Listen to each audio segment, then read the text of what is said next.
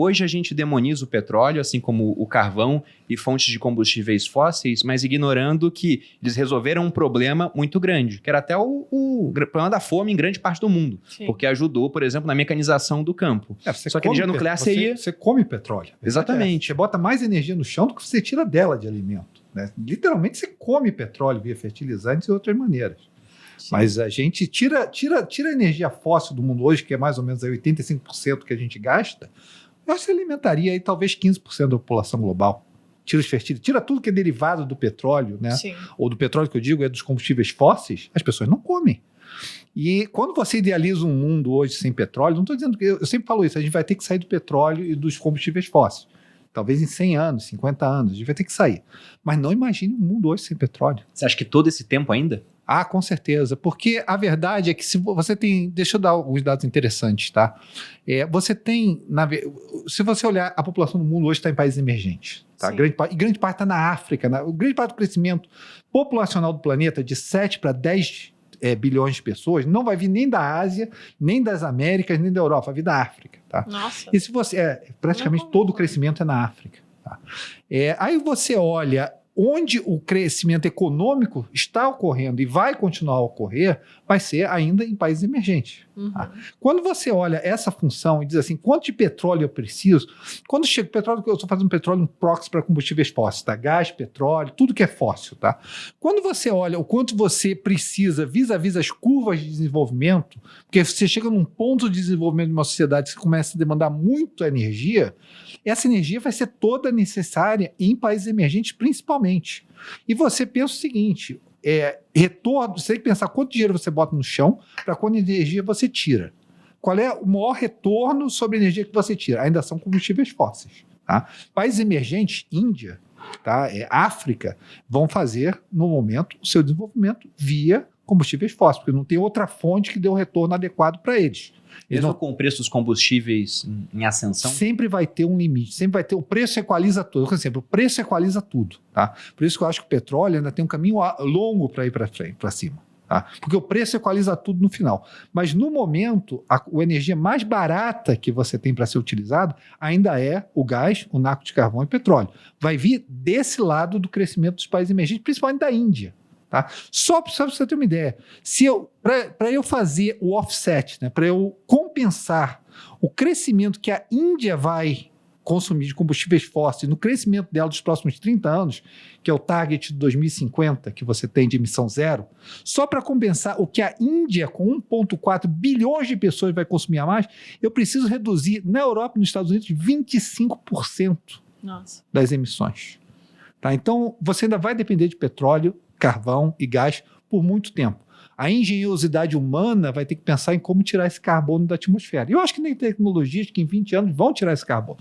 Mas duas coisas que eu sempre digo. Não imagine um mundo sem energia. Tá? O professor aqui sabe disso. Se você tirar a energia do mundo, não queira imaginar um mundo que existe sem energia. Tá? Segundo, eu acho que tem maneiras de tirar esse carbono, vai existir maneiras de tirar esse carbono que não seja a maneira que as pessoas estão imaginando hoje, por engenhosidade humana. Temos que tirar esse carbono? Deixa eu ser claro, temos que tirar esse carbono. Mas, deixa eu só fazer esse ponto, professor, depois eu vou abrir para você aqui, porque esse ponto eu acho um dos pontos mais importantes a se fazer. As pessoas que pensam que... O Mark Twain tem aquela frase maravilhosa, né? O que te mata não é o que você... não é o que você não sabe, é o que você pensa que você sabe, mas que não é verdade. Tá? A sociedade como um todo, o ser humano tem movimentos de massa. O ser humano como um todo, ele começou a pensar assim, eu tenho que tirar o carbono a qualquer custo. O carbono é o inimigo número 1. O inimigo número 1, querido, é a falta de energia. A falta de energia leva à fome, leva à morte, principalmente das pessoas da camada mais baixa da classe social, que normalmente não é a camada das pessoas que falam isso. Quem fala isso é classe A, dorme em cama boa, dorme com ar-condicionado e tem renda alta. Sim. Tá? E consome muita energia. Você, enquanto ser humano, você consome 100 watts de energia. 100 watts. É uma lâmpada. Você diz o corpo humano. O corpo humano, 100 watts. Sabe quanto é que um americano consome de energia? 10 mil watts. 10 mil watts. O cara que está te falando isso, ele consome 10 mil watts de energia e gasta 100 enquanto um corpo vivo. Então esse cara, na verdade, ele está sobreutilizando barbaramente o budget, o orçamento dele de energia. Tá?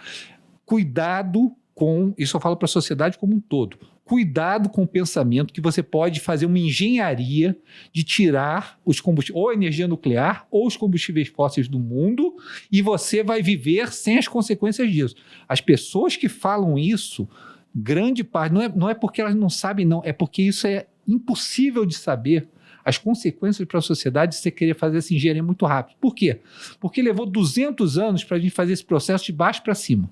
De baixo para cima é trazer as fontes de energia nuclear, trazer a fonte de energia fóssil, trazer diferentes fontes de energia e compor a energia do planeta. Levou 200 anos para a gente fazer isso com a força de James Watt, com a força de Rockefeller, com a força de pessoas que eram movidas pelo mercado.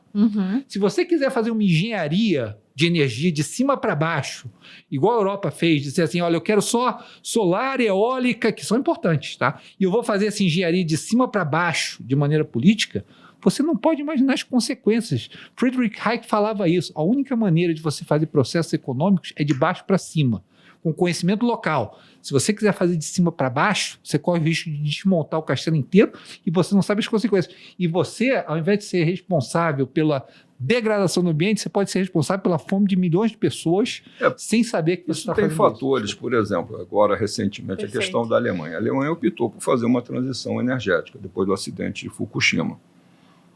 E já tinha esse entendimento há mais tempo. O acidente de Fukushima foi vamos dizer assim, um marco para acelerar o processo.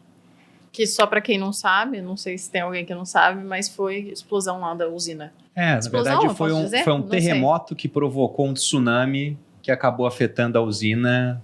Talvez o professor até possa entrar nos detalhes, a pouquinho, mas foi em 2011. Mas deixa eu pegar o caso da Alemanha. Então, ela começou em 2011, 2012, inclusive com um projeto de abandonar tanto a geração nuclear quanto de carvão. 2022 deveria fechar as últimas usinas que tem. 2022. Casualmente apareceu uma guerra aí no meio do caminho. Botaram o Putin na conta. Por isso que tem um problema há situações externas que às vezes definem um caminho ou outro. O petróleo não vai acabar, como não acabou a pedra. O problema é que vai ter um custo financeiro e ambiental tão elevado que vão aparecer outras alternativas. Eu vejo como a bola da vez ser o hidrogênio, mas o hidrogênio, diferente do petróleo, do carvão, do urânio, não está na natureza, ele tem que ser produzido e precisa de energia para ser produzido. Então, já tem desenvolvimentos tecnológicos para tornar mais barato a produção de hidrogênio. A forma mais simples é o da eletrólise, aquela experiência que se faz lá no ensino secundário, mas ele tem um custo altíssimo de energia. Hoje existe uma tecnologia que é a termólise, que é um processo via química de separação do hidrogênio, mas precisa de altíssimas temperaturas. Estamos falando de 700 graus para fazer todos os processos de produção. E já está havendo tecnologia para isso. Se usando, inclusive, energia solar, própria energia nuclear, é uma alternativa, uma cogeração, gera calor e gera eletricidade. Enfim, haverá uma solução. No passado, a força motora eram os cavalos. Sim. Em Londres teve uma preocupação de saber como é que tratava o esterco do cavalo, que não ia ter mais lugar, até que veio o automóvel. Então, a humanidade ela tem um caminho a perseguir na busca das suas soluções para os seus problemas. Hoje o problema é o aquecimento global. É uma coisa que pode e transforma também no lado negativo. A questão da agricultura. Áreas que eram cultiváveis deixam de ser. Mas em relação à questão da transição energética, eu ia comentar da Alemanha. Tomou-se uma decisão de cima para baixo. O custo médio da tarifa da Alemanha era 28% a 32% mais caro do que a média da Europa. Isso implicou no quê? Nas empresas alemãs começarem a ir para os países da fronteira, República Tcheca, Hungria, no entorno. Houve uma desindustrialização. Com isso, há claramente uma perda de emprego. Por outro lado, ao tirar a nuclear, ela teve, mesmo depois do Acordo de Paris, em que implicava em que queimar carvão tinha que pagar uma multa adicional, ela teve que queimar carvão. Aumentou, inclusive, o pagamento acertado dentro do Acordo de Paris. Então, começou a ter problemas internos com uma dependência forte energética, tanto da União Soviética quanto da França, onde a produção é nuclear, essencialmente, 72% da produção. Ou seja, deixou de produzir lá para poder consumir nos outros. O que levou a isso? Levou a uma tentativa de estabelecer na Europa, em particular, a transição energética de maneira geral para equilibrar as tarifas e não criar esse, vamos dizer assim, prejuízo decorrente de uma política feita. E surge agora o problema da guerra, onde começa a haver a preocupação com aquilo que se chama segurança energética. Eu me lembro do ministro da Economia alemão dizendo que a guerra poderia levar à fome na Alemanha. Imagina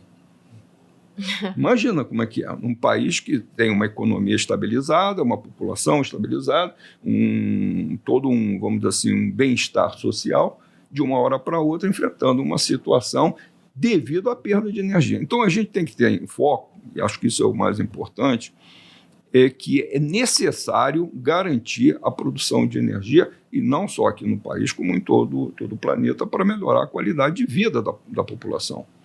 E mais do que isso, para trazer bem-estar em geral dentro da sociedade. A questão da Alemanha de tomar a decisão da transição energética foi motivado pelo acidente de Fukushima. Aquilo foi um acidente que, vamos dizer, estava previsto a poder ocorrer algum tsunami, porque ali a região tem essas características devido à estabilidade geológica. Só que houve uma onda centenária de 15 metros de altura, que não estava previsto nas bases de projeto. Essa onda varreu 2 quilômetros à frente da costa. Tudo que tinha na frente foi embora.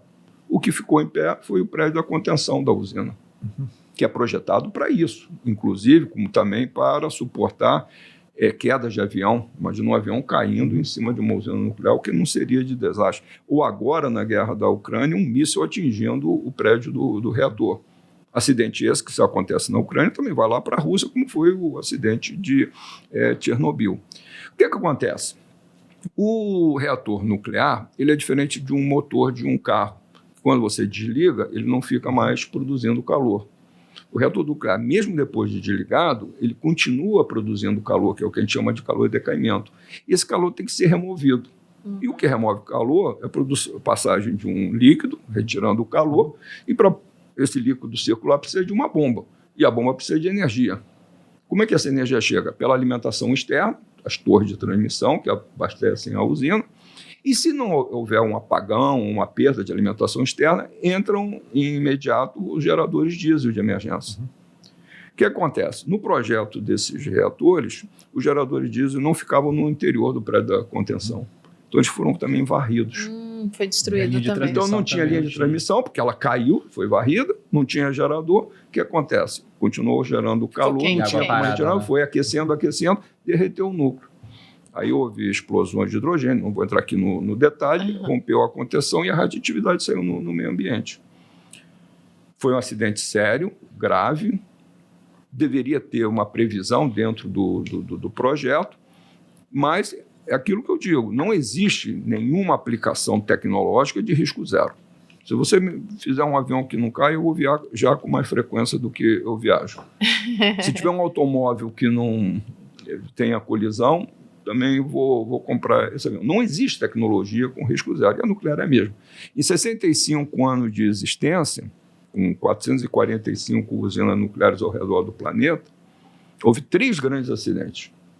Um nos Estados Unidos, no estado da Pensilvânia, em Three Mile Island, em 1979. Depois veio o de Chernobyl. O de 79 não causou muito problema, porque ele ficou contido no prédio da contenção. Houve um derretimento, ali foram perdas materiais econômicas e paralisação de recursos, mas é um problema de quem está gerando energia de ter lucro cessante. O de Chernobyl, não, 86, foi uma barbeiragem grave, foi o acidente mais sério em termos de perda humana e de risco à população. E 2011 de Fukushima por conta dessa onda.